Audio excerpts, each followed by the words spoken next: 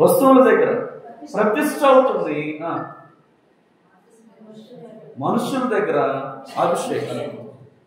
దేవుని పిల్లలారా, వాక్యాన్ని వింటున్న మనందరం కూడా పరిశీలన చేస్తే ఈరోజు 3 తైలము ద్వారా ఉపయోగపడే 3 సాధనాలు మనం నేర్చుకున్నాం.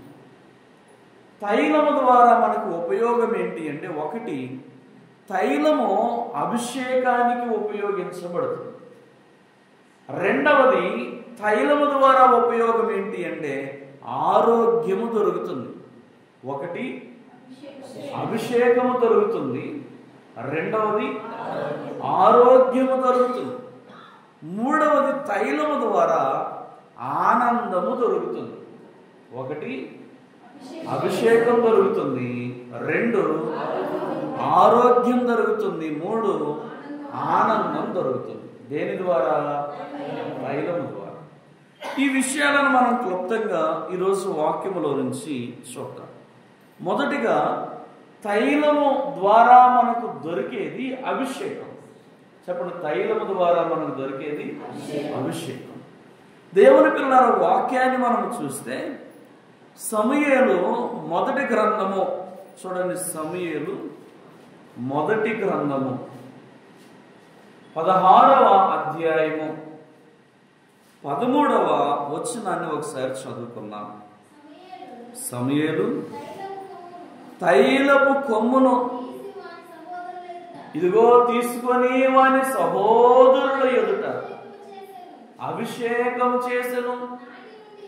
ఆనాటి నుండి యెహోవా ఆత్మ దావీదు మీదకి బలముగా వచ్చెను. చాలు.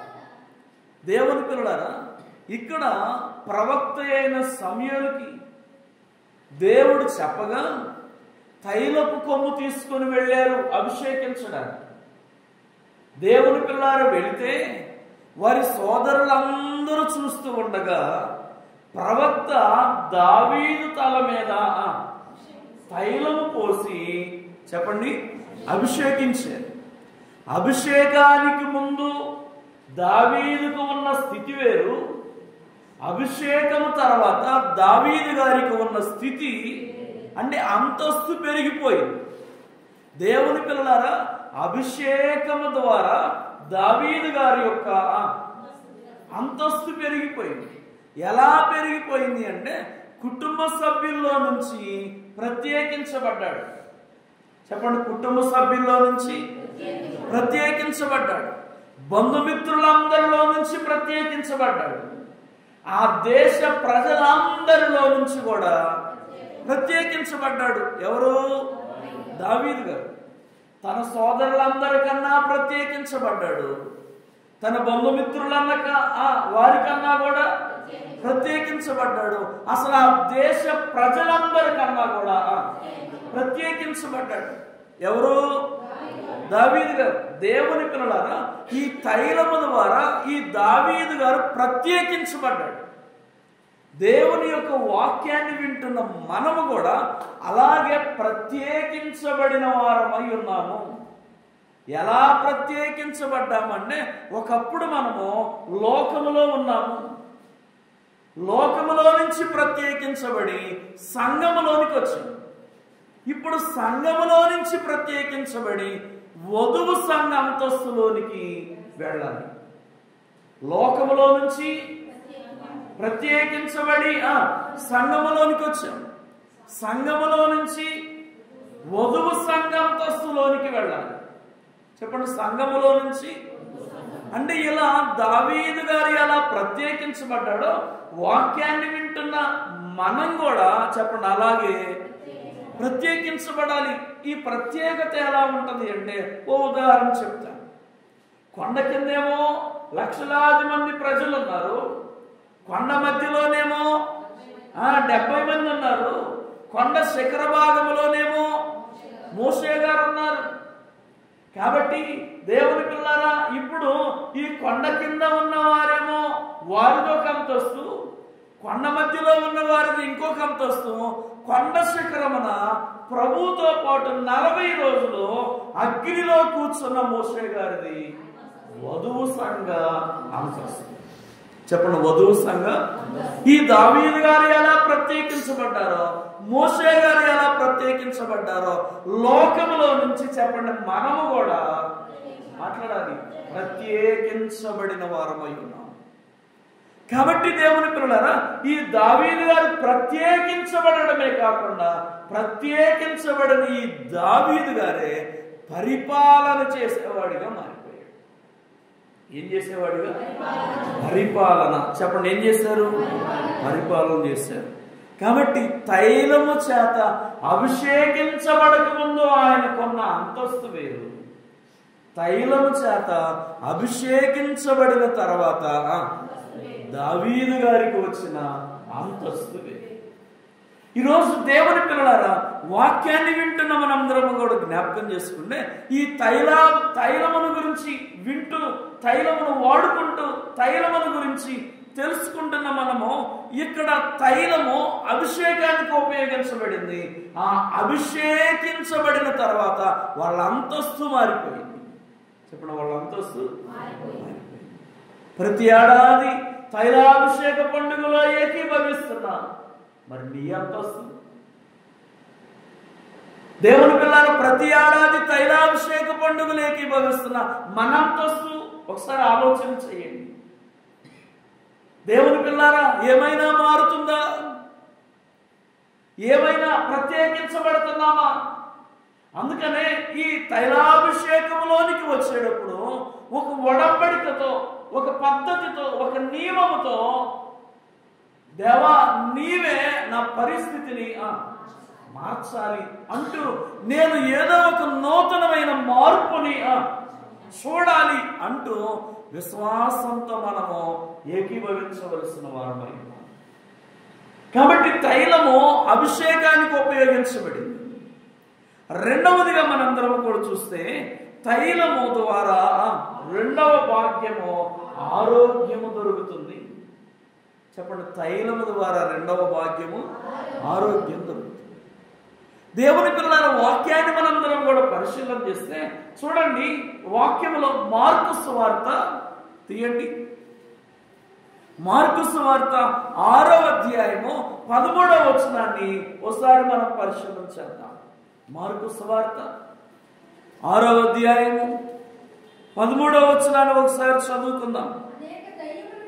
ఇదిగో దయ్యములను వెళ్ళగొట్టుచు, ఇదిగో నూనె రాసి అనేకుల రోగులను స్వస్థపరచుచుండిరి.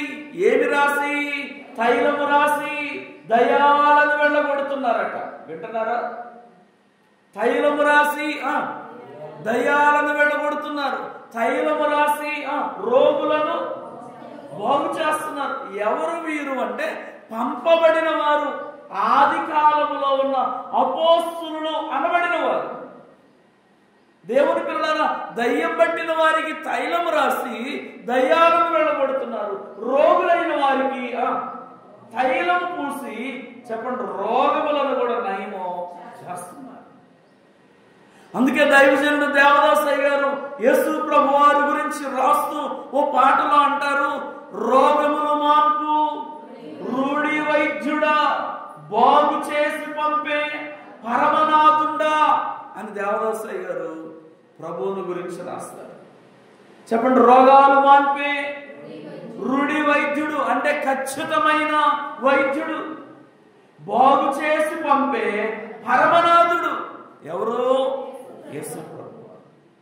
కాబట్టి ఆది కాలంలో ఉన్న అపోస్తులైన వారే రోగులను బాగు చేయడానికి చెప్పండి ఏమి వాడారు?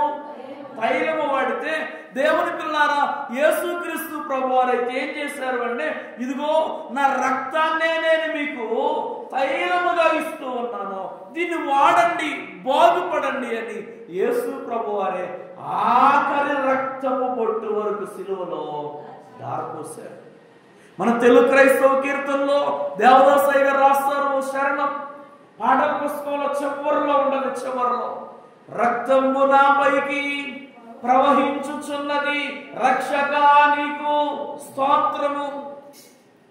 చెప్పండి, రక్తము నాపైకి ప్రవహించుచున్నది, రక్షకా నీకు స్తోత్రం. కాబట్టి ఆయన రక్తమును ప్రభువు మనకు ఒక ఔషధ తైలముగా ఇచ్చి వేస్తున్నారు. రోగములను బాగు చేసే తైలముగా, భూతముల నుంచి విడిపించే తైలముగా యేసు ప్రభువే తన రక్తాన్ని మన కొరకు ధారపోశారు. దేవుని పిల్లారా, వాక్యాన్ని వింటున్న మనందరము కూడా చూస్తే తైలము ద్వారా దొరికే రెండవ భాగ్యము ఆరోగ్యము. చెప్పండి, తైలము ద్వారా దొరికే రెండవ భాగ్యము ఆరోగ్యము.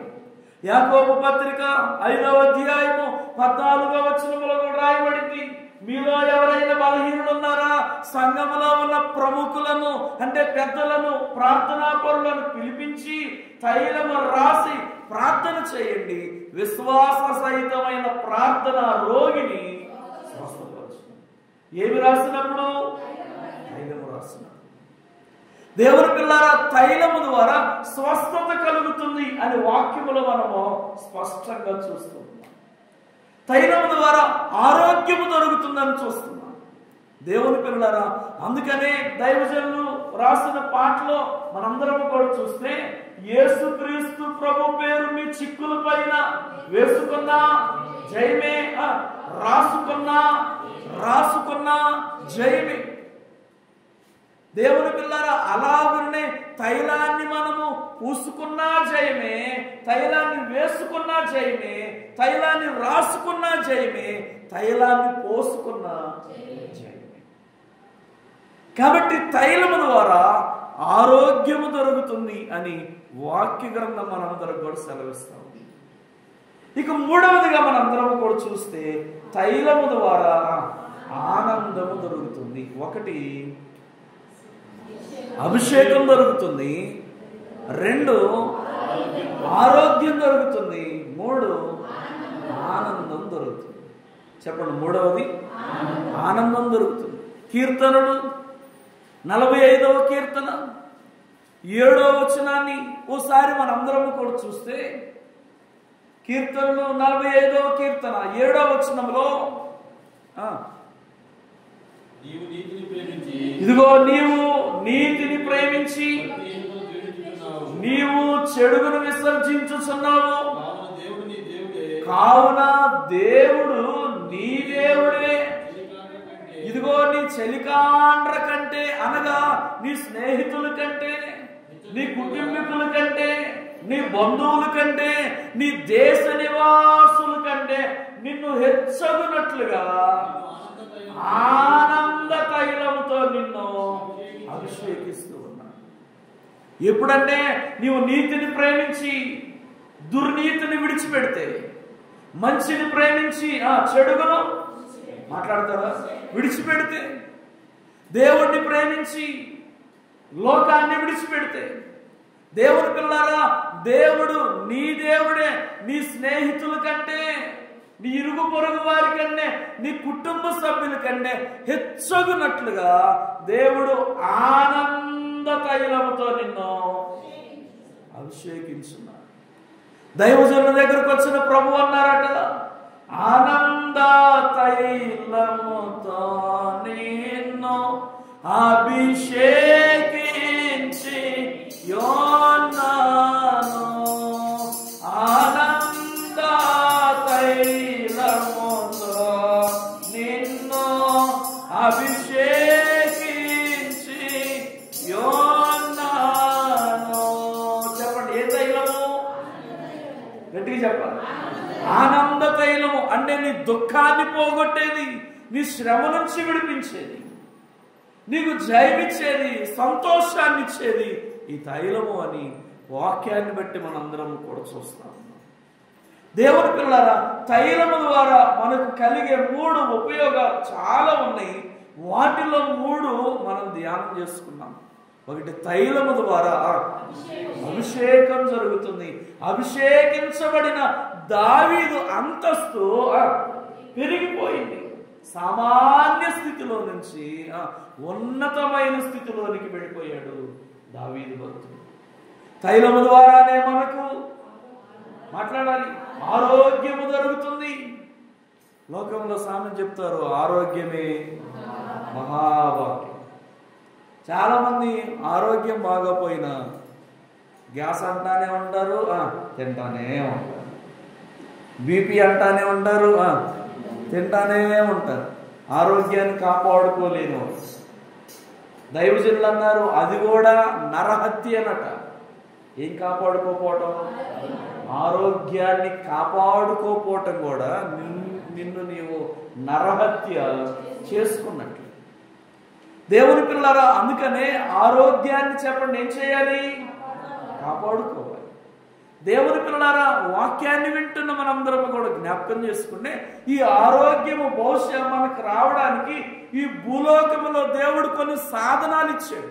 మెడిసిన్స్, హాస్పిటల్స్, వైద్యం, చాలా సదుపాయాలు ఇచ్చారు. దేవుని పిల్లలారా, శారీరకంగా చాలా సదుపాయాలు ఇచ్చారు. ఆత్మీయంగా సదుపాయాలు చూస్తే ఆయన నోట్లో ఉన్న ఉమ్మే గుడ్డివాని యొక్క కళ్ళు తెరిచింది. ఆత్మీయంగా సాధనాలు చూస్తే ఆయన ధరించుకున్న వస్త్రాలే 12 సంవత్సరాల రక్తస్రావ రోగిని బాగు చేసింది. దేవుని పిల్లలారా, ఇంకా మనందరం కూడా జ్ఞాపకం చేసుకుంటే అంటే ఆధ్యాత్మికంగా దేవుడు మనకిచ్చిన ఔషధాలు. దేవుని పిల్లలారా, ఇప్పుడు వాక్యంలో చూస్తున్న తైలము ద్వారా ఔషధం, ఇది ఒక ఆరోగ్యం ఇచ్చే భాగ్యం. తైలము ద్వారా మనకు దొరికే భాగ్యం ఆనందం. చెప్పండి ఏంటిదట? ఆనందం. కాబట్టి ఈ తైలమును గురించి వింటున్న, ధ్యానం చేసుకుంటున్న మనందరం కూడా దీన్ని ఆషామాషాగా తేలికగా తీసుకోకుండా వాక్యాన్ని మనం ఎలా భద్రం చేసుకుంటున్నామో వాక్యములో దేవుడు రాయించిన తైలమును గురించి కూడా మనం అలాగే భద్రం చేసుకుంటూ ఆయన రాసుకోమన్నది ఆయన, వాడుకోమన్నది ఆయన, విశ్వాసాన్ని బట్టి బాగు చేస్తానని చెప్పింది ఆయనే. కాబట్టి ఈ తైలాభిషేకము ద్వారా మనము కూడా మన ఆత్మీయ అంతస్తును పెంచుకుంటూ ఆరోగ్యాన్ని సంపాదించుకుంటూ ఆయన భూలోకములో మనకిచ్చే ఈ శ్రమలలో మనకిచ్చే ఆనందాన్ని అనుభవిస్తూ ఆయన వచ్చినప్పుడు ఆయత్తపడి మేఘమెక్కి పరలోక రాజ్యం చేరే గొప్ప భాగ్యము ప్రభు మనందరికీ ప్రసాదించును గాక. తండ్రి నీకు స్తోత్రాలు.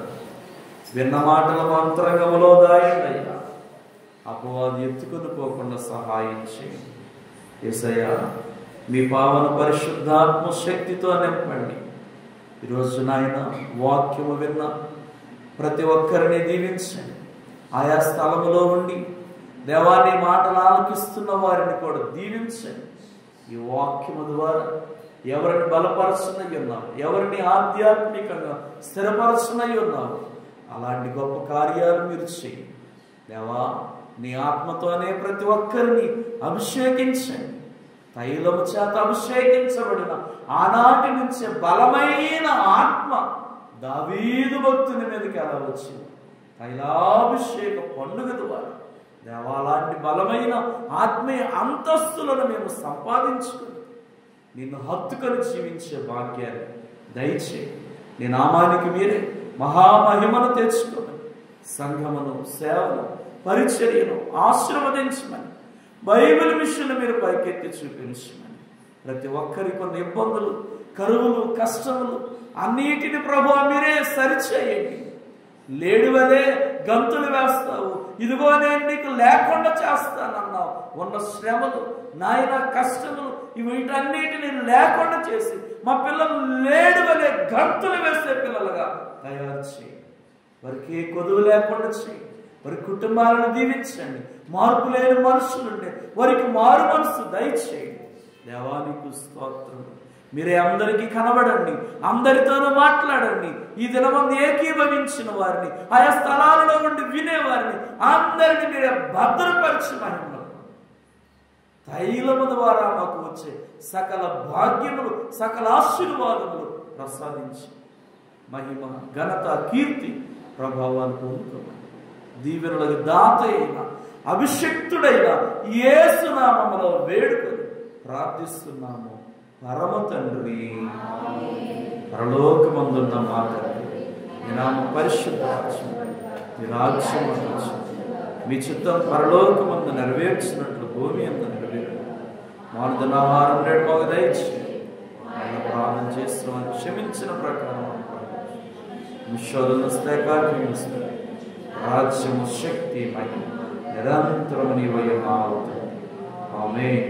ప్రవేశ రక్తాన్ని ఇచ్చే అపవాదికి ప్రవేశ రక్తాన్ని ఇచ్చే అపవాదికి ప్రవేశ రక్తాన్ని సంపూర్ణించి అపవాదికులకు హల్లెలూయా హల్లెలూయా హల్లెలూయా.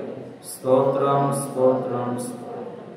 ఆమేన్ ఆమేన్ ఆమేన్.